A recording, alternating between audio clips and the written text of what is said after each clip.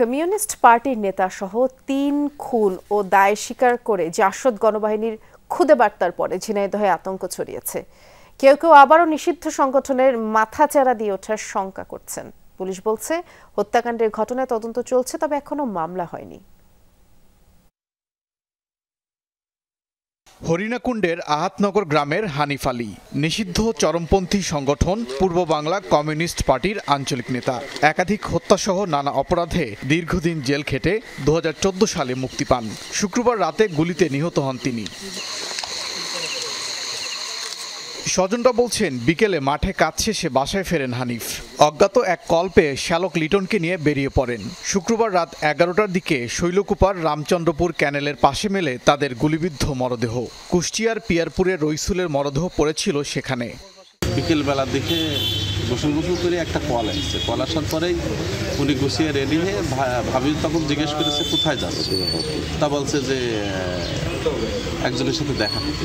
আমি ছোটবেলা থেকেই দেখছি যে সে হচ্ছে জেলে রয়েছে। আমার বয়স যখন 1 বছর তখন। প্রত্যক্ষদর্শীরা জানান ঘটনাস্থলে গোলাগুলির শব্দ শুনেছেন তারা। আবারও নিষিদ্ধ চরমপন্থী সংগঠনের মাথাচাড়া দেওয়ার শঙ্কাও করছেন কেউ কেউ।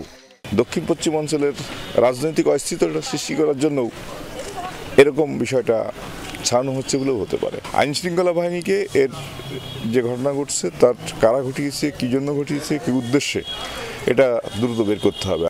এরই মধ্যে হত্যার দায় স্বীকার করে খুদে বার্তা পাঠানো হয়েছে জাসদ গণবাহিনী নেতা কালো পরিচয়ে। তাতে হানিফের সহযোগীদের শুধরে যাওয়ার হুমকিও দেওয়া হয়েছে। পুলিশ বলছে ঘটনার তদন্ত চলছে।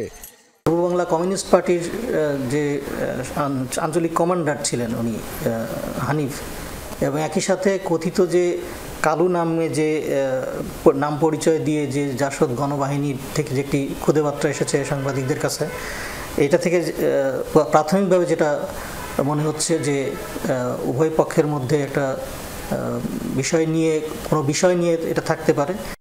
মরদেহগুলো ময়না তদন্তের জন্য পাঠানো হয় সদর হাসপাতাল মর্গে। ওবায়দুর রহমান, যমুনা নিউজ।